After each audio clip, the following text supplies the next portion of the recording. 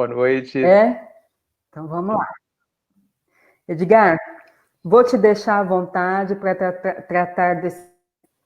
Tá? Vou colocar aqui o tema na tela para gente. Aqui, como melhorar a convivência com o outro. Nós temos as questões, tá? E Ok. eu vou te deixar, você vai falar um pouco do tema, depois você me chama e a gente começa o bate-papo, tá bom? Tá ótimo, então. Obrigado, viu, Ana? Imagina, a casa é sua. Muito obrigado. Bem, antes de tudo, eu gostaria de agradecer o convite da casa, que veio pela Ana, com a intermediação do grande amigo Luiz Geraldo, que morou bastante tempo aí em Prudente. É uma honra estar aqui. Eu me sinto realmente honrado pelo convite, de vocês permitirem que eu esteja com vocês, de certa forma, entrando um pouquinho na vida de vocês. E a ideia é que todos nós, depois desse bate-papo rápido, a gente se sinta melhor, que a gente se sinta bem, que a gente pondere de uma forma um pouco diferente sobre talvez um dos maiores desafios que a gente viva, que tem a ver com o relacionamento com o outro, né? Boa parte, ou talvez quase todos os nossos grandes problemas tem a ver com o outro, está relacionado ao outro. Ocorre que as instruções de como a gente conviver bem com o outro já foram dadas, né? O Evangelho, eu gosto de dizer, é o manual do relacionamento humano. Através dele, que a gente vai entender como é que a gente se relaciona não somente com o próximo, mas também comigo, com a gente mesmo e também com o nosso Pai, né? Então, ali o manual do relacionamento é o Evangelho. O que normalmente ocorre com o Evangelho? Na verdade, da gente com o Evangelho. Infelizmente, a gente está habituado a ler o Evangelho, e não somente o Evangelho, de uma forma superficial. A gente lê atento, muito atento, muitas vezes. A gente lê durante quase que a vida toda, semanalmente, quanto muito diariamente, e nos emocionamos com o que está ali. As palavras do Mestre, apesar da imensa distância no tempo, continuam a nos tocar e vão nos tocar para sempre, porque elas são palavras de vida eterna. Mas a gente se debruça sobre o Evangelho sem se colocar inteiro. Este talvez seja o grande problema. A gente não percebe que o Evangelho está falando com a gente, exclusivamente com a gente. Eu gosto de brincar que no meu Evangelho tem o meu nome. Então, quando Jesus fala ali alguma coisa, ele está falando, Edgar, tal coisa. Edgar, vai e não peques mais. Edgar, qual é a lei maior? Então, ele está falando comigo. É Jesus, é o Pai, falando com cada um de nós. Então, eu convido vocês a observarem o nome de vocês no Evangelho, quando vocês lerem o Evangelho. E olha, todos os grandes e principais livros espíritas têm o teu nome, porque todos eles estão falando com cada um de nós. Sobre o relacionamento, sobre como convivermos melhor com o outro. Eu penso que uma das maiores dificuldades, não, um dos maiores entraves para que a gente tenha um bom relacionamento com o outro está na forma como a gente encara o outro. Eu sei que esse jeito que a gente encara o outro, ele é normalmente automático, inconsciente. E esse é o grande problema. Nós precisamos trazer para a nossa consciência o que nós estamos fazendo, para que a gente controle, para que a gente se eduque, para que a gente melhore o processo. Como é que a gente vê o outro? Então eu pergunto para vocês, quem é o outro na sua vida? E aí eu estou falando quem é seu pai, não, desculpa, Pergunta errada. O que é o outro? O que é o seu pai? O que é a sua mãe, o seu irmão, a sua esposa, o seu esposo, o seu vizinho, o seu chefe, o seu funcionário? O que ele é na sua vida? Que posição que ele tem? O que você normalmente, ou automaticamente, ou inconscientemente espera dele? E por que você espera dele? Porque a nossa expectativa, ela está relacionada ao que o que é o outro. Então, por exemplo, as pessoas não têm o papel de nos servirem. As pessoas não estão na nossa vida para nos servirem. Será que a gente sabia disso? Então, o papel delas não é de servir a nós. O que é o outro? Alguém útil só? O que é o seu pai? O que é a sua esposa? O que é o seu marido? Alguém para te servir? É esse o papel que essas pessoas têm? Porque se a gente espera isso das pessoas, e possivelmente elas não vão dar isso, porque não sabem, normalmente, nós temos problemas, criamos problemas de relacionamento. Então, esse assunto é muito vasto, né? Muito vasto, mas só para começar, eu quero levantar o tema da noite, né? O tom da noite, do que nós vamos falar. O que é o outro na sua vida? Ele está ali para quê? No seu entendimento, na sua expectativa. Para que essa pessoa serve na sua vida? Ela serve para cuidar de você? Você está junto de alguém para que a pessoa resolva os seus problemas? É para isso que as pessoas estão aí? Ou é algo muito maior? Ou é para que a gente caminhe juntos? Ou é para que a gente um apoie o outro? E às vezes está na hora de você apoiar.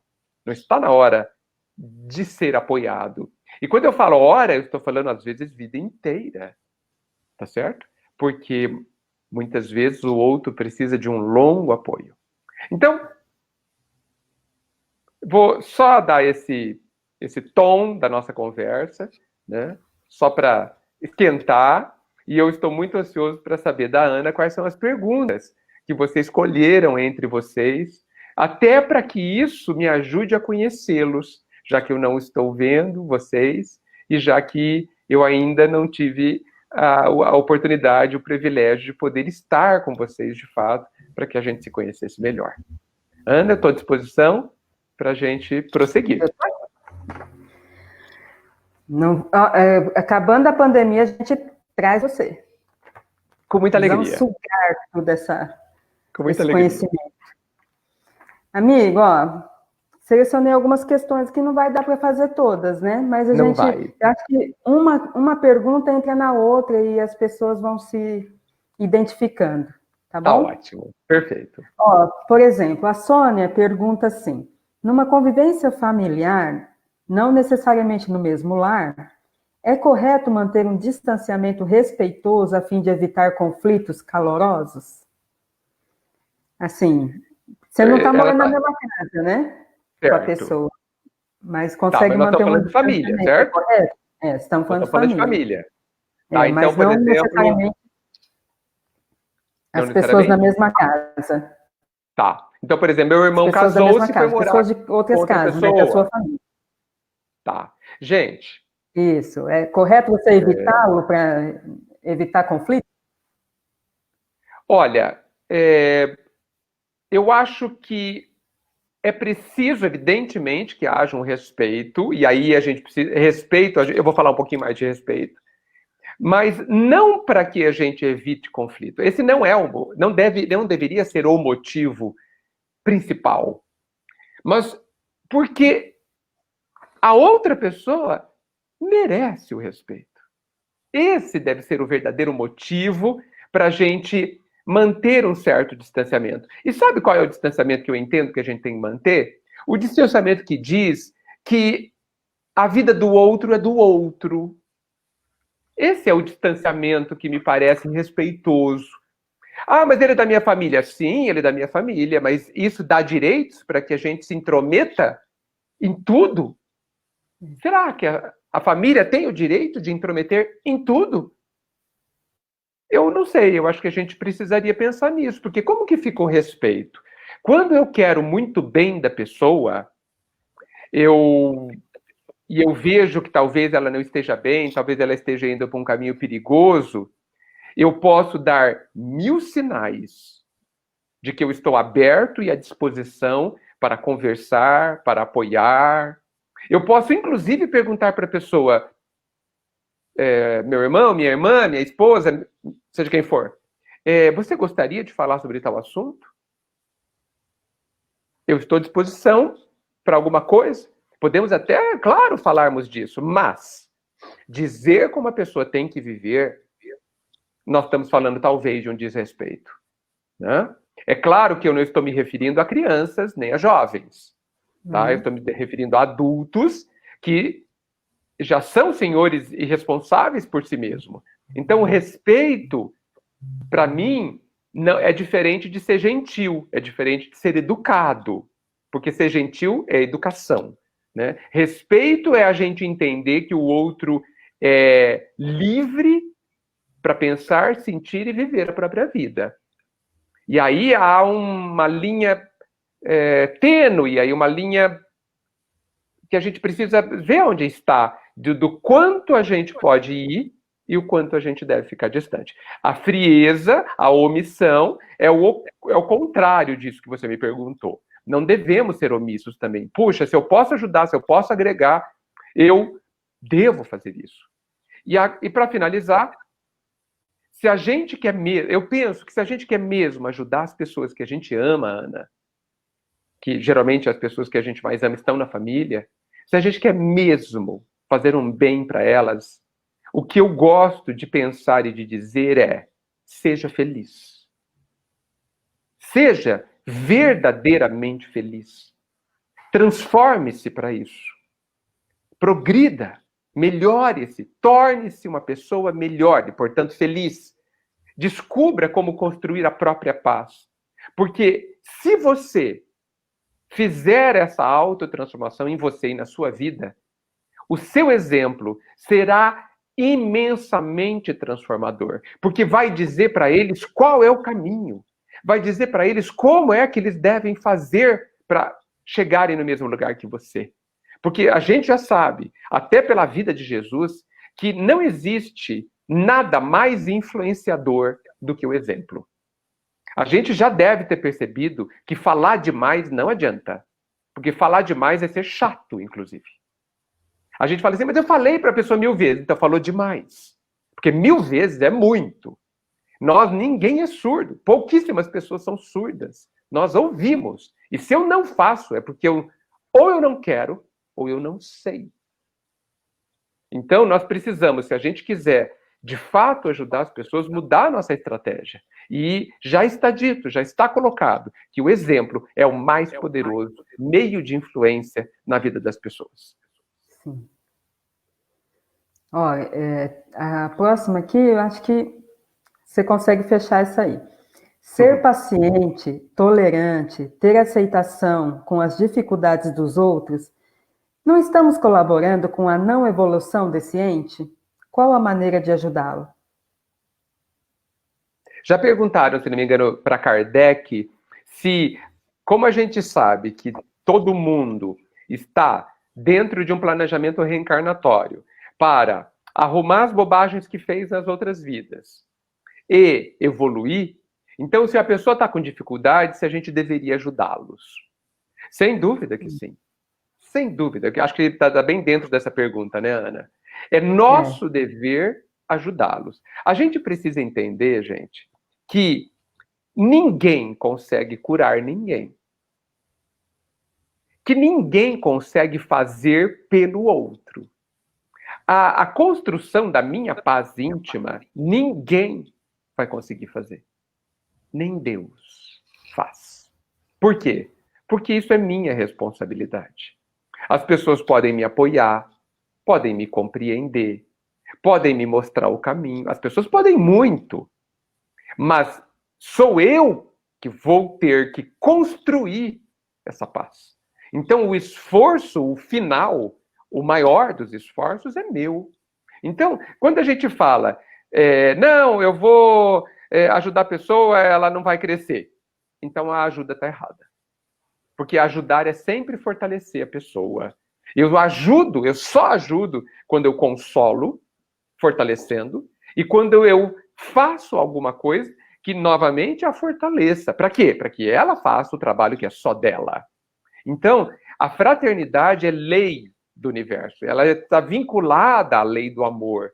E é preciso que a gente faça isso, porque um depende do outro nessa dinâmica da vida. E o outro nos ajuda imensamente quando nos apoia, quando nos mostra o caminho e quando exemplifica sendo feliz. Então eu entendo que nós precisamos ajudar. E veja, ao ajudar o outro, eu estou, antes de tudo, fundamentalmente, me ajudando. Esta é a lei que rege o universo. Costumo dizer que gente feliz não dá trabalho. Eu torço para que todo mundo seja. É isso mesmo. Gente feliz não dá trabalho.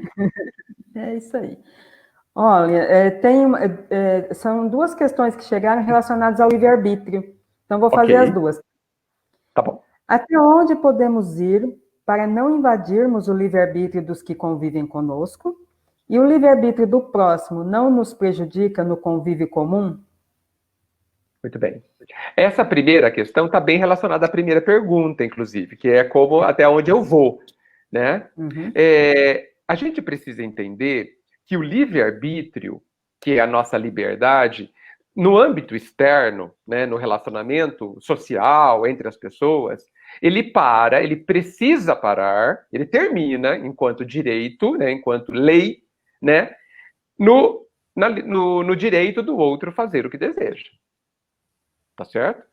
Agora, o livre-arbítrio, ele funciona pleno, soberano, integral dentro de nós. Dentro de mim ninguém interfere, a não ser que eu deixe.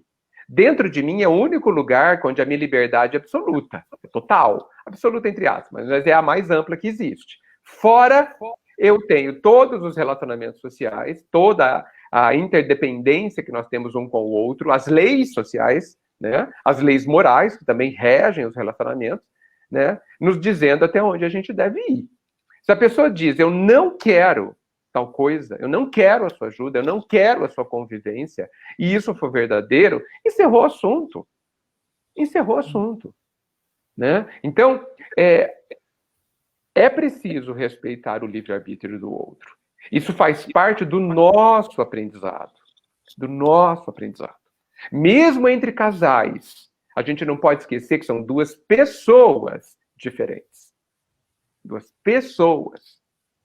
E cada uma é diferente. Pensa diferente. Tem o direito de pensar diferente. Tem o direito de tomar os rumos que desejar. E cabe a nós aprender com as ações dos outros.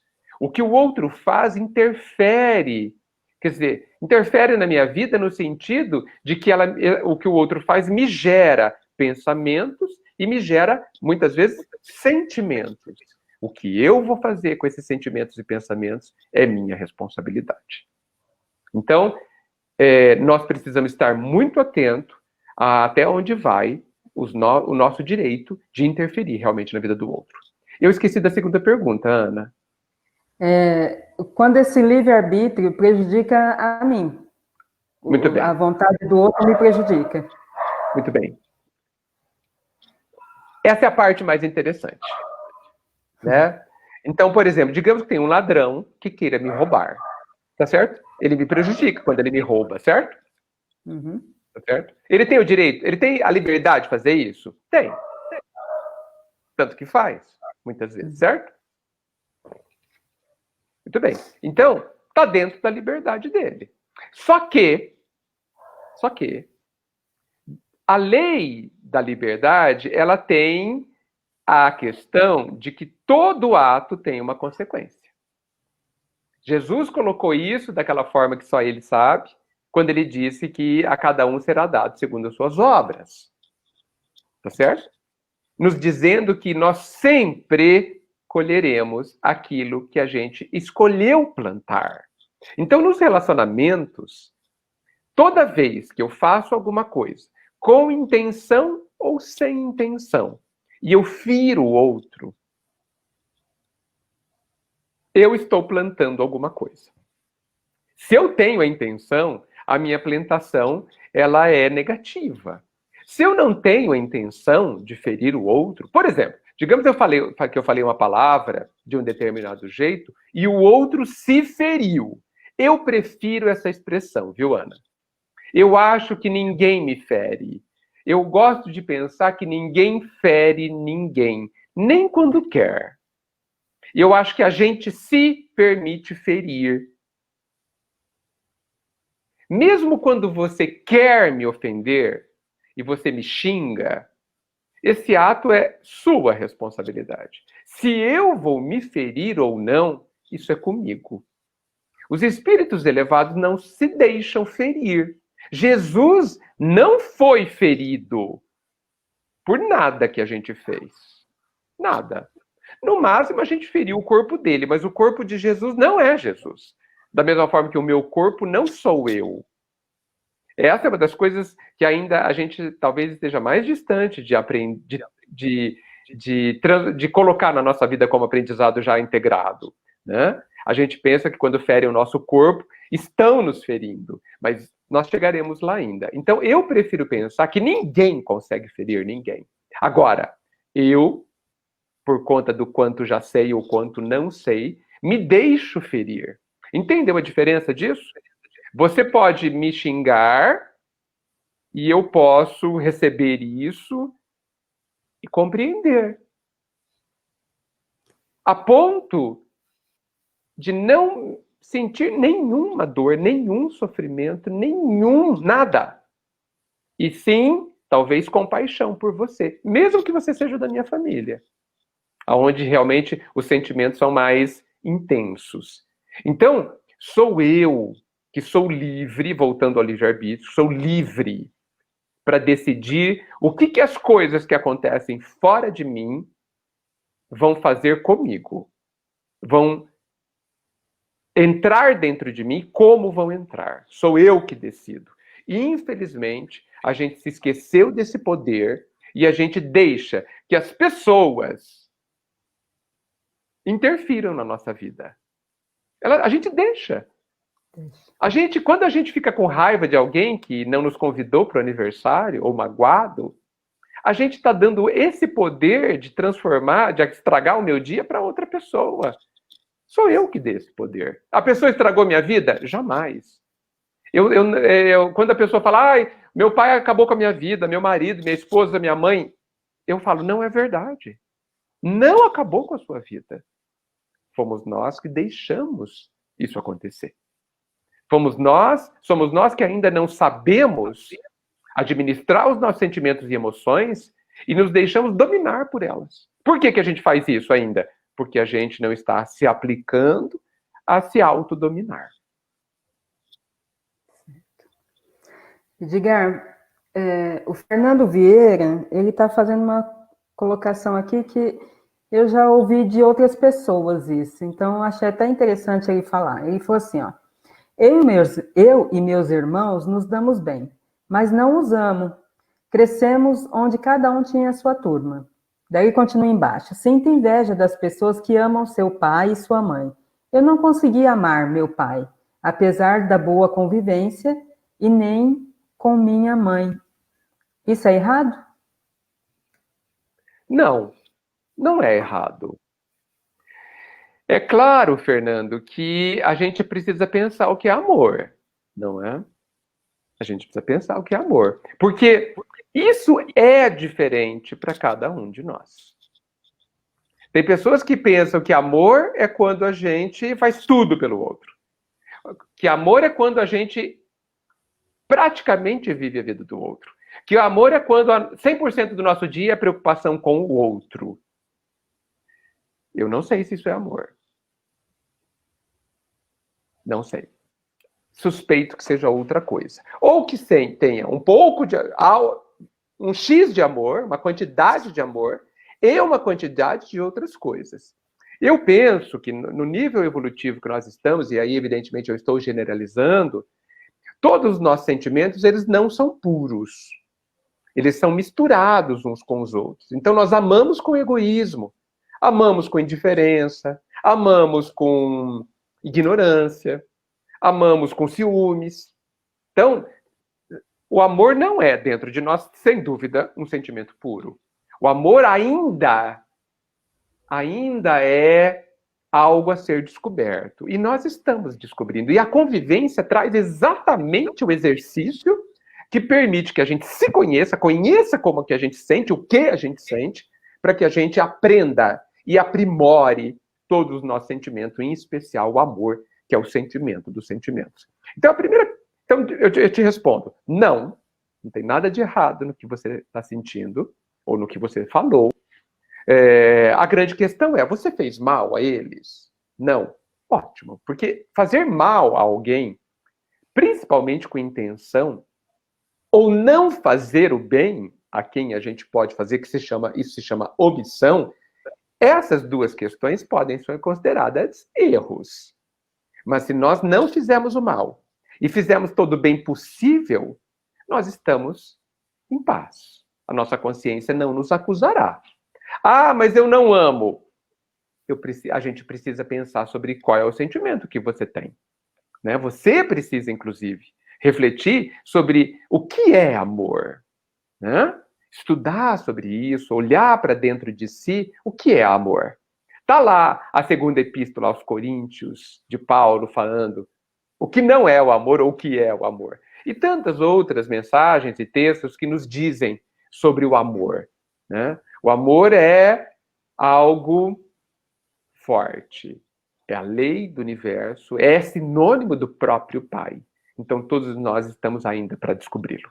Segue em paz, mas não deixe de procurar se conhecer. Ok? Ok. Vamos lá. Eu acho que as duas aqui são parecidas. Vou fazer as duas, tá? Legal. Porque é difícil para nós assumirmos responsabilidades dos erros numa convivência. E porque é tão difícil aceitarmos o fato de que a boa convivência não depende só do outro. Depende da gente também. Bem, ótima pergunta, as duas. A primeira, né, é porque a gente é orgulhoso, né? A gente é orgulhoso. Ponto. Ponto final. A gente ainda não aprendeu a ser humilde. A gente talvez nem saiba direito o que é ser humilde. Né? Talvez nem saiba direito o que é ser orgulho. E por que a gente não sabe o que é orgulho e egoísmo? Por quê? Porque a gente, aí volta no comecinho, porque a gente não se analisa. Porque a gente lê os livros achando que é para o vizinho, que é para o marido, que é para o irmão, que é para o filho. Não, gente.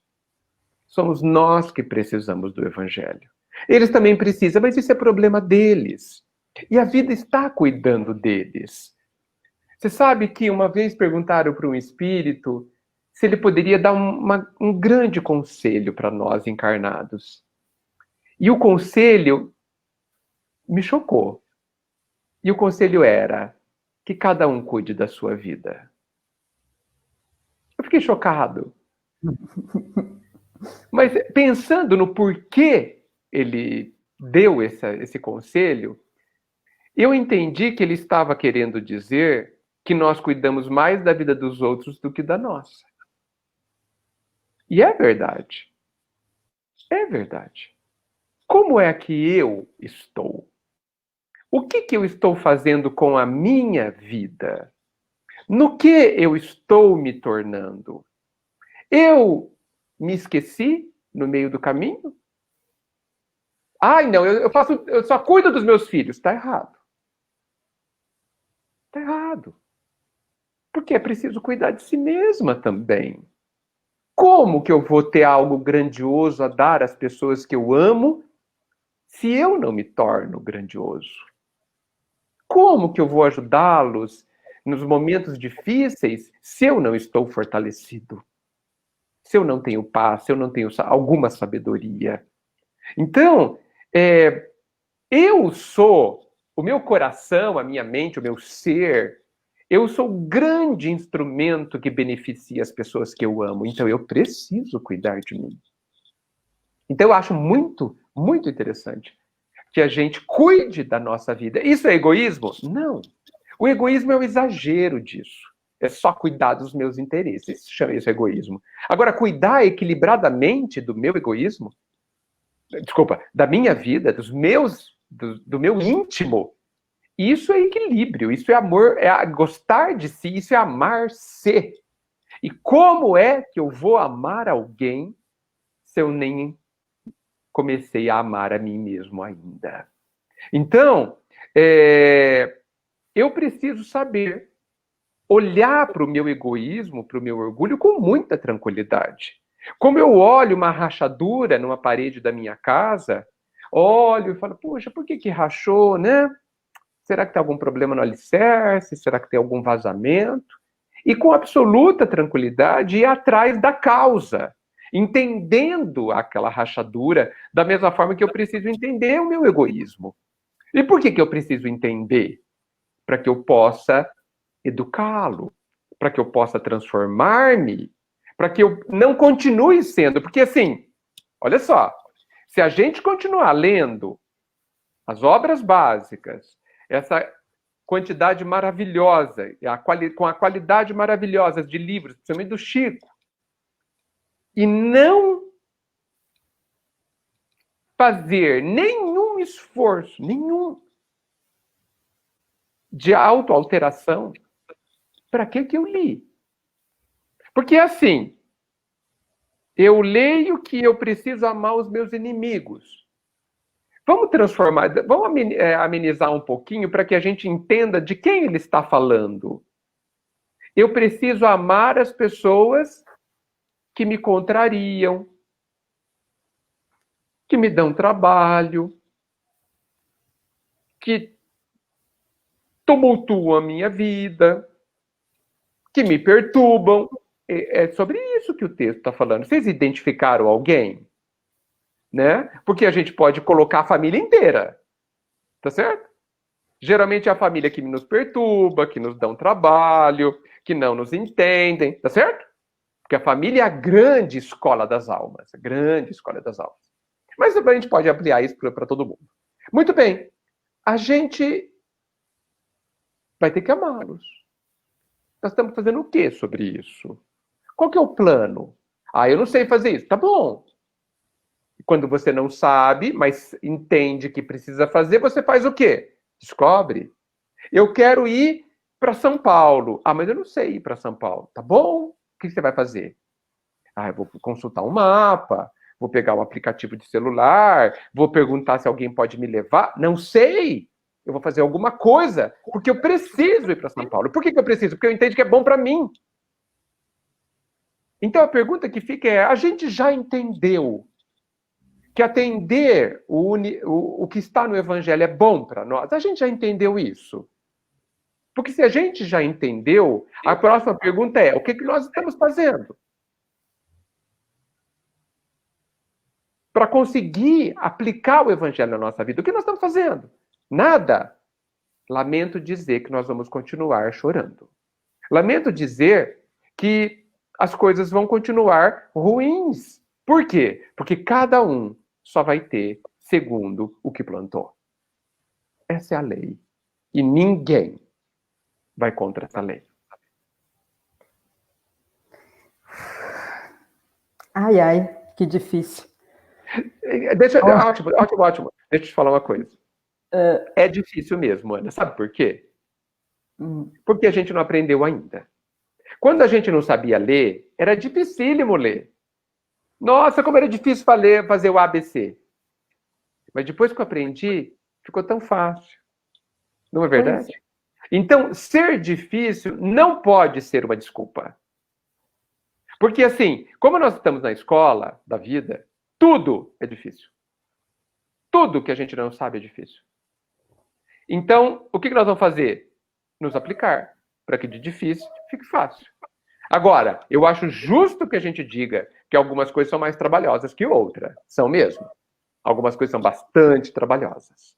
Tá? Agora, o difícil não impede, em hipótese alguma, que a gente consiga. O que falta é a aplicação. A gente se aplica pouco, a gente se esforça pouco, a gente não quer aprender. Porque o dia que a gente quiser, mesmo que leve um tempo, nós aprenderemos.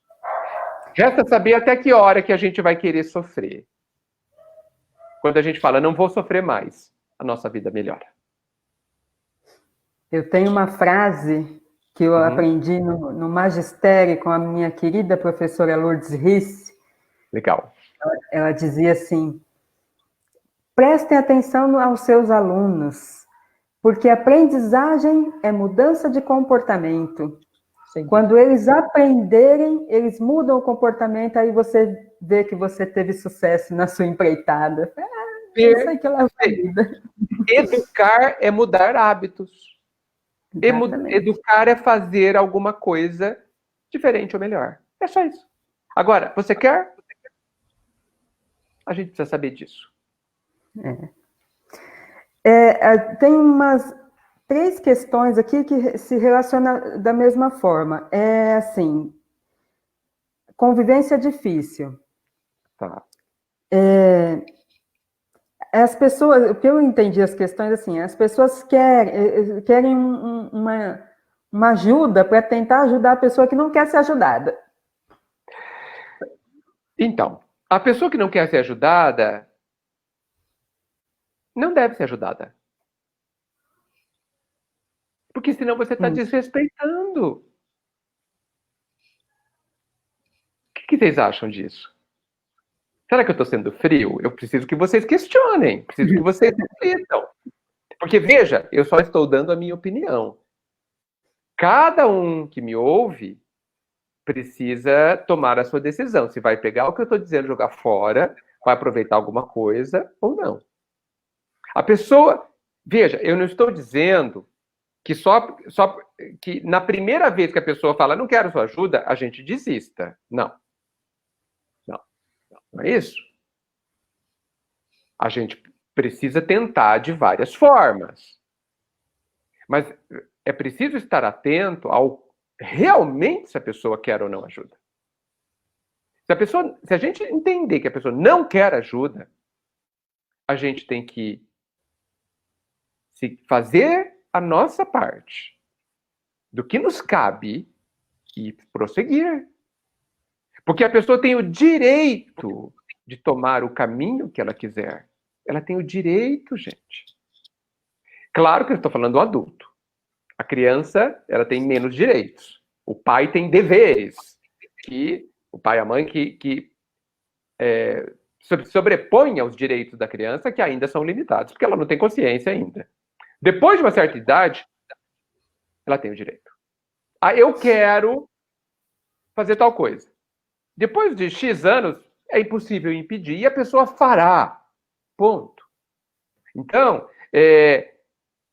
nesta hora, e veja, é uma situação bastante trabalhosa, é uma situação que a gente sofre de ver as pessoas queridas indo por caminhos que a gente sabe que trarão lágrimas. Nós podemos continuar fazendo uma coisa que é imensamente poderosa, que é orar por essa pessoa, é envolvê-la permanentemente na luz que a gente projeta de nós, do nosso desejo, da nossa vontade. É a compreensão que a gente tem de que aquela pessoa continua e continuará para sempre sob o amparo do Pai. Por isso que eu não gosto de falar que eu só posso orar. Não, você pode muito orando. Porque orar também não é ficar só pedindo para o Pai. Porque essa é outra questão. Gente, nós somos filhos de Deus. Se Deus é um sol, nós somos lâmpadas. Mas como lâmpadas, também temos a nossa luz, a nossa energia. E essa energia move coisas. Tanto que a nossa vida é cheia de movimento, porque essa energia parte de nós. Essa energia que está em nós, por menor que seja, ela é capaz de ajudar alguém, também de prejudicar alguém, de influenciar negativamente. As nossas preces, a gente está usando só para pedir para Deus fazer a parte dele, aquela parte que ele já sabe? Porque pedir para Deus ajudar alguém é um pouco chovendo molhado. Tá certo? Porque Deus sempre ajuda. A gente não precisa pedir. Aliás, se a gente não pedir, ele vai continuar ajudando da mesma forma. Então, o que nós podemos ajudar?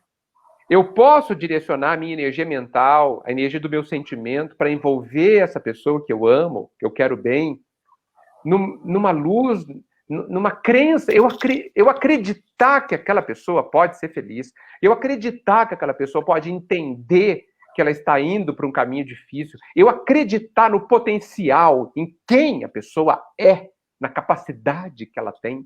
Eu estou fazendo isso, gente. Porque eu posso fazer isso. Só eu posso fazer isso. Tá? Será que eu respondi, Ana? Acho que sim. Pelo menos para mim. Libertador, sua resposta. É mesmo. Porque você percebe que isso junta tudo, tá? Esse respeito não é uma indiferença. Não é. Porque eu, na minha posição recolhida, a pessoa, eu não quero a sua ajuda, Edgar, sobe daqui. Na minha posição recolhida, eu posso muito ainda. Eu posso e devo continuar pensando e sentindo o melhor de mim para ela. E não pensem que isso é pouco. Porque o pensamento constrói a vida. O sentimento é o combustível de tudo. Então, nós podemos muito para qualquer pessoa, aonde ela estiver, mesmo que ela esteja do outro lado do mundo ou desencarnada. Vamos lá, tenho 3 questões aqui que eu preciso fazer. Vamos lá. Ó, até que ponto devemos nos calar? Podemos ver o mal, quando vemos o mal, quando ele existe? Como abordar esse assunto tão delicado sem ofender? Bem, nós não sabemos se o outro vai se ofender ou não. Nós não temos muito controle sobre isso. É claro que já foi dito que a verdade, ela fere muitas vezes, porque ela é poderosa. Então dizem que a gente tem que pegar a verdade e envolvê-la num veludo e entregar para a pessoa, com delicadeza. Então, se a gente precisa abordar um assunto delicado, que a gente use delicadeza, que a gente tenha serenidade e compaixão. Se a gente, de repente, a pessoa vai se sentir envergonhada, não sei. Então, é preciso se colocar no lugar da pessoa, como diz a lei, tá certo? Vamos fazer ao outro o que a gente gostaria que fizessem conosco. Então, tenhamos compaixão, sejamos cuidadosos, vamos escolher o melhor lugar, o melhor momento para falar com essa pessoa. Então, isso é dever de todos nós, o cuidado que a gente precisa ter com o outro. Se a outra pessoa vai se magoar ou não, não sabemos, porque isso é ela que decide. Eu tenho que cuidar das minhas intenções. E aí eu faço um grande alerta. Nós estamos interferindo na vida da outra pessoa. A gente está indo lá conversar com essa pessoa. Qual é a verdadeira intenção? Qual é? É realmente ajudar a pessoa ou a gente está querendo se mostrar? Ou a gente está querendo mostrar que a gente é mais certo que ela? Que a gente é melhor do que ela? A gente precisa saber. Por quê?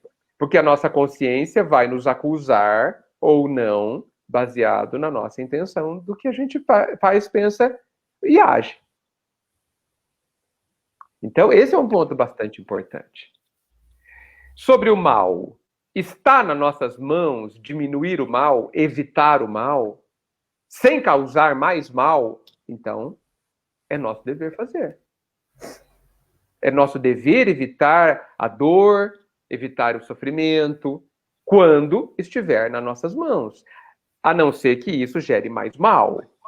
Então, esse é o aprendizado de viver, né? Por isso que o Evangelho diz que a gente tem que fazer o bem, mas não basta só não fazer o mal, é preciso também fazer o bem, né?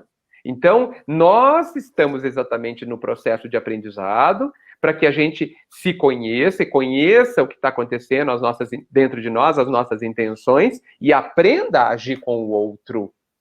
Porque tudo que a gente fizer ou não fizer será a nossa responsabilidade. Ó, a Aline Félix pergunta assim: estamos passando por uma fase política muito tumultuada. O Brasil está dividido e essa divisão está adentrando nossos lares e círculos de amizade. E com isso, estamos presenciando o extremismo. Como lidar com isso? Como mudar essa vibração? Como ouvir frases absurdas e discursos de ódio que muitas vezes ferem nossos valores e vai contra os ensinamentos de Jesus? Qual deve ser nossa postura? De novo, o Evangelho. Aí eu queria emendar com uma outra que diz assim: as pessoas acham que devemos aceitar tudo dos outros, por sermos espíritas. Daí eles dizem assim: mas você não é espírita?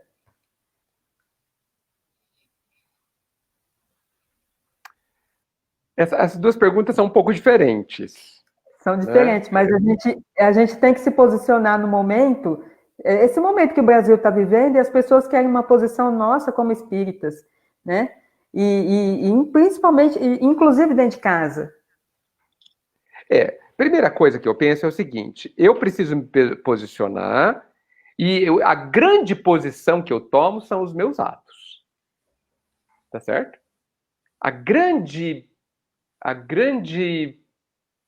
manchete, a grande fala da vida de cada um de nós são os nossos atos. A gente não pode esquecer disso. A gente pensa que se posicionar é só falando, mas mais forte do que a gente fala é o que a gente faz. Muito bem.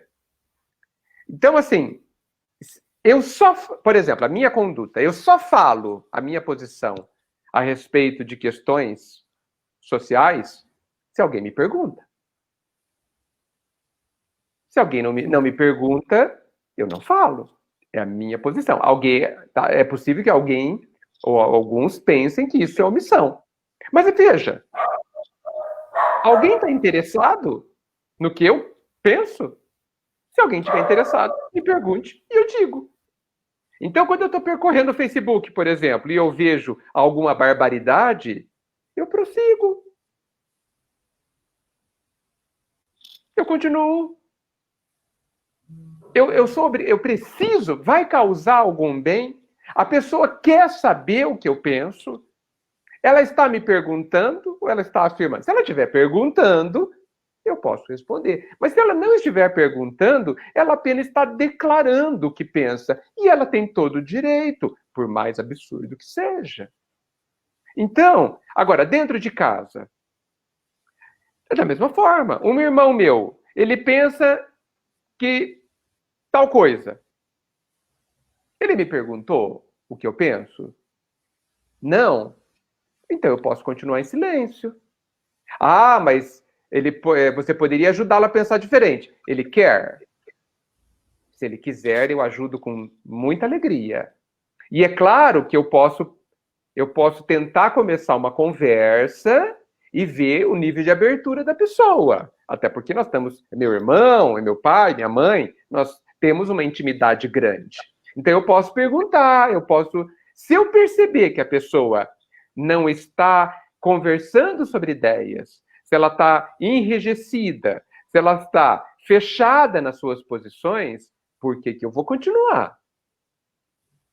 Eu sei por que eu continuaria. Normalmente a gente continua. Porque a gente quer dobrar o outro. Porque a gente quer mostrar que a gente é mais inteligente que o outro. Que a gente é mais esperto que o outro. A gente quer dar um conjunto de argumentos que fale que a outra pessoa está errada. Ou seja, a gente quer estar certo. Não é um bom motivo. Então, de novo, A gente precisa voltar para a gente mesmo e se perguntar: por que que eu quero mudar o outro? Por que que eu quero interferir na vida do outro? É para ajudá-lo? É de fato pelo bem dele? Ou essas tendências são expressões do meu orgulho, do meu egoísmo? Isso é muito sério. A pergunta fala sobre como manter um clima bom. O clima bom começa conosco. O clima está ruim, comece a vibrar paz. Comece a compreender mais, comece a compreender o que está acontecendo com o outro, a dinâmica do inferno que vive, que existe dentro do coração do outro. Porque a paz precisa que alguém a comece. E feliz daquele que a começa e aquele que a mantém. Aquele que faz parte do grupo das pessoas, dos corações, que criam e cultivam a paz.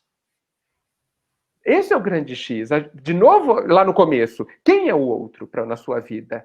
Você precisa ganhar do outro? Você precisa dobrar, mostrar que o outro é errado, sendo que ele não quer que você faça isso? Então, a gente precisa, de novo, descobrir por que a gente está fazendo o que a gente está fazendo. Qual é a segunda pergunta? Esqueci, Ana.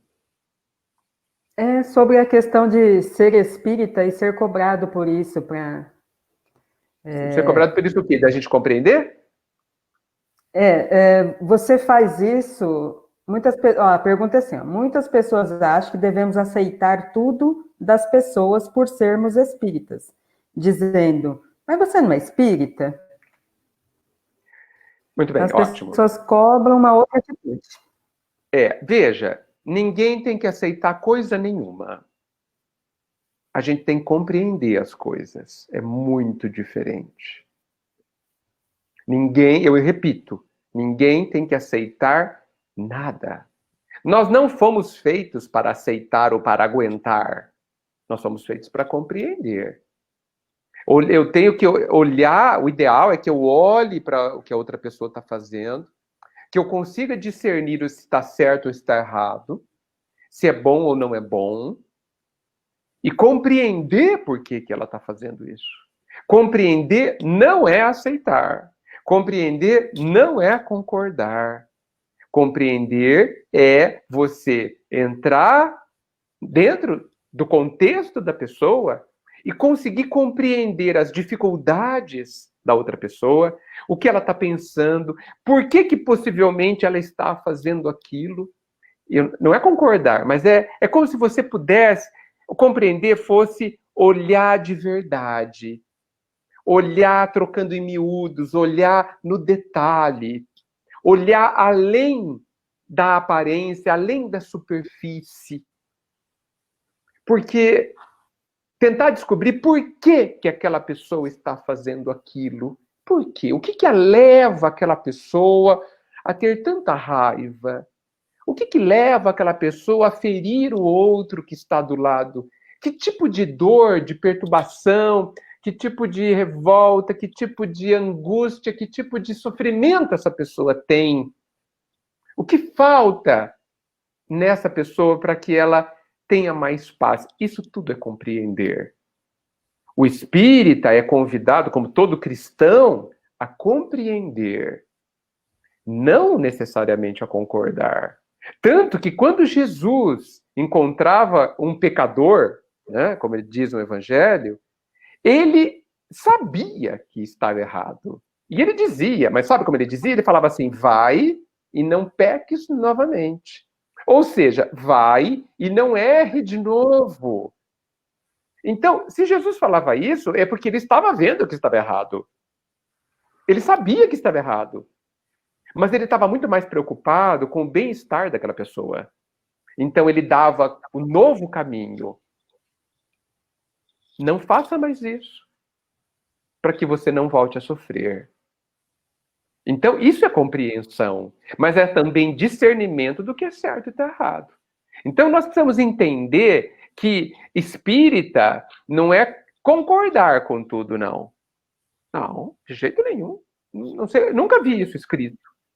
O espírita e o cristão, que somos a mesma denominação, nós temos que compreender e condenar o erro mas jamais julgar quem errou.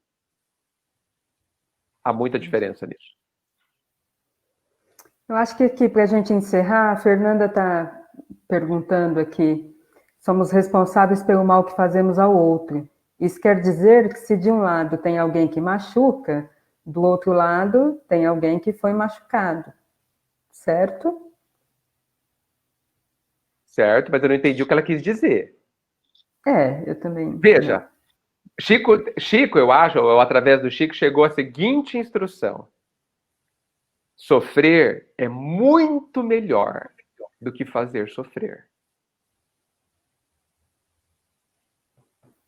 Olha só como isso é grave. Ele está dizendo que é muito melhor que nos façam sofrer, que nos firam, do que eu fazer alguém sofrer. Porque se eu faço alguém sofrer, eu preciso me preparar para colher este sofrimento amanhã, porque ele vai chegar. Mas, se aconteceu alguma coisa que me cause dor, eu estou tendo a chance de aprender alguma coisa sobre mim, depurar os meus sentimentos e ser uma pessoa melhor. O que é preferível? Por isso que a colocação do Chico é brilhante. É muito melhor ser ferido do que ferir. Porque quem é ferido tem a possibilidade de se libertar do seu próprio passado ou da sua própria ignorância atual. Mas quem fere volta novamente a se comprometer e precisa esperar uma vida, ou pelo menos um trecho, uma consequência, que lhe causará muito trabalho amanhã. É assim. Simples assim. A cada segundo, o que cada um faz. Por isso que as pessoas às vezes falam assim para mim, mas eu tenho que compreender sempre? Sempre. Sem descanso? Sem descanso. Todo mundo, quantas vezes acontecer? Por quê? Porque quando a gente compreender não é aguentar. Quando a gente compreende, a gente se liberta. Quando a gente compreende, a gente começa a construir a nossa paz, a compreensão verdadeira, é claro. É muito mais vantajoso. Gente, Edgar, é isso aí, ó, essa força da natureza aí, ó. Imagina, a força da natureza é a sabedoria divina, né? Que esse amor do Pai já nos deu através do Cristo e através da doutrina espírita. A doutrina espírita, para mim, ela é uma lente de aumento sobre o Cristo, permitindo que a gente enxergue melhor, trocando em miúdos tudo que o Cristo diz para a gente. Essa é a grande força da natureza, esse amor que está na vida de todo mundo. E a gente precisa, infelizmente, a gente ainda enxerga que só porque a vida nos traz muita coisa para resolver, muitos problemas, muitos desafios, essas coisas que a gente costuma chamar de tragédias, sabe?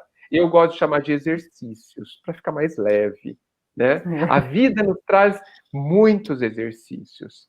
Quando a gente entender que eles são bênçãos, que isso que a gente chama de tragédia são bênçãos, é a vida acreditando em cada um de nós que nós somos capazes de resolvê-los e crescer e ser mais feliz por conta deles.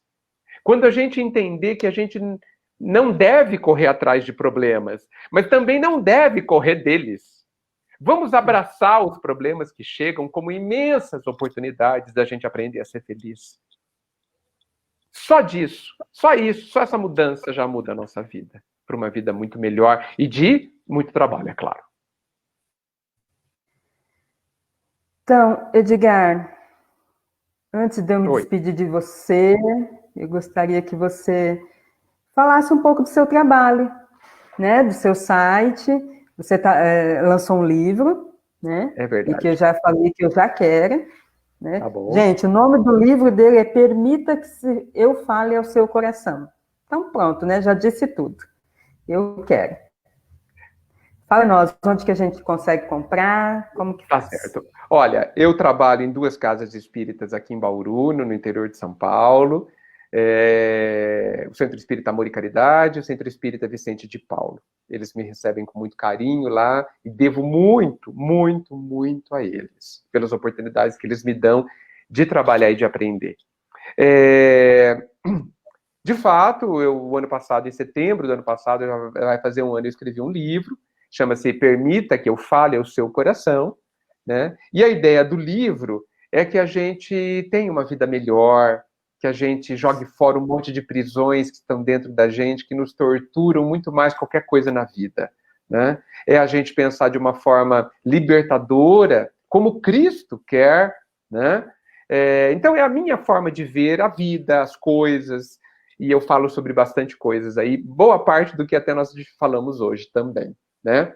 O livro está sendo vendido nas livrarias espíritas aqui em Bauru, mas quem estiver fora, pelo site que está aí aqui embaixo, né? www.edgarmiguel.com.br, lá você consegue comprar o livro, e quem comprar o livro no site, né? Como ele passa por mim, eu vou fazer uma dedicatória a cada um e vou autografar e colocar no Correios para que vocês recebam também.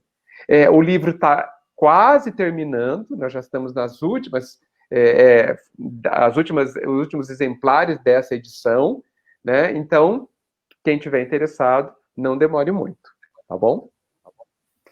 Eu tinha que colocar a frase do Júnior sobre a Diel, que, um mantra, não é dificuldade, é exercício. Isso, não é dificuldade, não existem tragédias, tá? Para Deus, o que é tragédia, gente? No máximo a gente morre, né? Mas ninguém morre. É só o corpo, né, que fica estragado e a gente troca para o outro. Simples assim, né? Então não há tragédias, não. E nós temos o tempo, né, Ana, que permite que a gente conserte tudo. Então, para tudo tem solução, tá bom? Tudo tem. Então é isso, gente.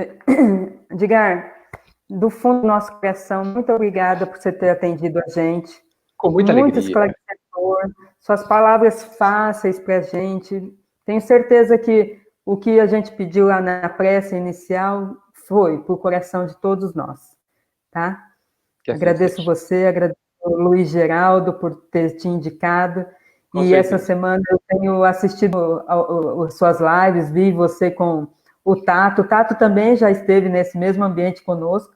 Que legal. Uma graça, né? Ele já Ele atendeu uma a gente. Loucura. Então, todo mundo gostou. Então, é isso, querido. Quando a gente voltar ao nosso novo normal, queremos que você venha aqui. Com muita alegria. Eu fico à disposição de vocês. Que todo mundo guarde no coração muita luz e nunca se esqueçam de 2 coisas para encerrar. Todos nós somos muito amados. E todos nós somos totalmente capazes de sermos felizes já. Tá bom? Que sejamos felizes, então. Muita luz a todos. Muita paz.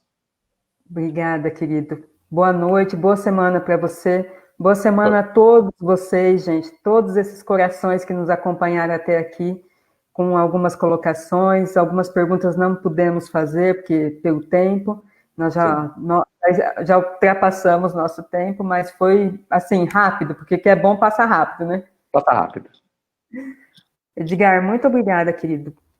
Fique com Deus, fiquem todos com Deus, gente. Vamos levar essas palavras de Edgar no coração e a nossa oração de hoje. Não é dificuldade, é exercício.